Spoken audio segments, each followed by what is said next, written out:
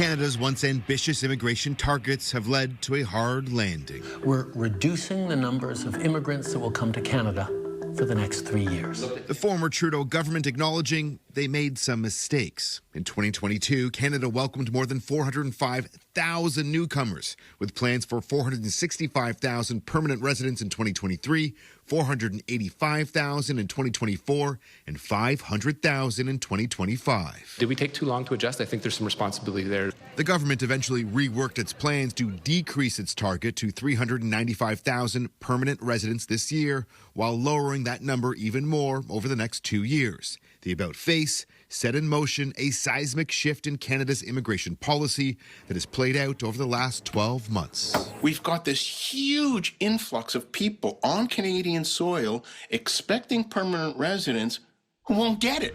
The number of international student visas were slashed this year, leading to college and university program cancellations and sweeping job cuts. We're seeing one of the largest mass layoffs in Ontario's history. A cap on international student permits that began in 2024 and into 2025 will see a further reduction in 2026.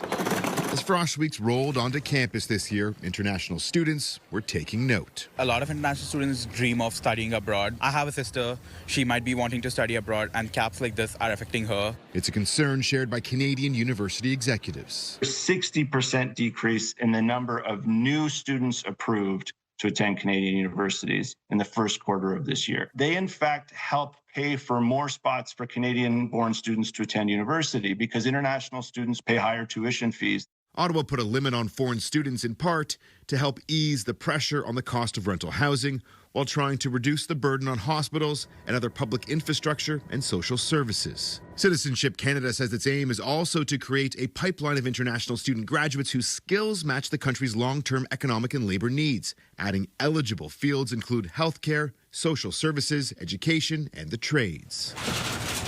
In his first news conference in May following the federal election, newly minted Prime Minister Mark Carney pulled in the reins on immigration even tighter. We will return our immigration to sustainable levels by capping the total number of temporary workers.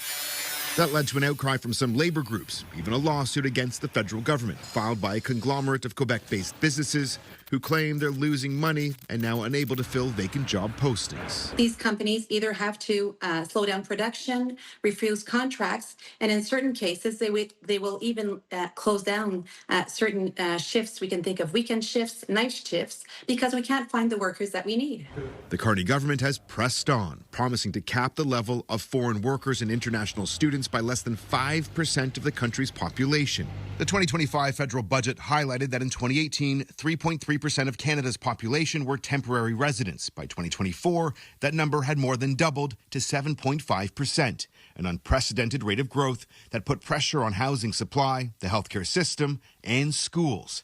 Canada's new government recognizes that this system is no longer sustainable. We will work to attract the best talent in the world to build our economy. The recent spike in the country's population has in part resulted in nearly zero GDP per capita growth over the last number of years, meaning the slice of the economic pie is getting smaller for each Canadian. A country built on the back of immigration has now recalibrated as it charts a new course into an uncertain economic future. Adrian Ghobrial, CTV News, Toronto.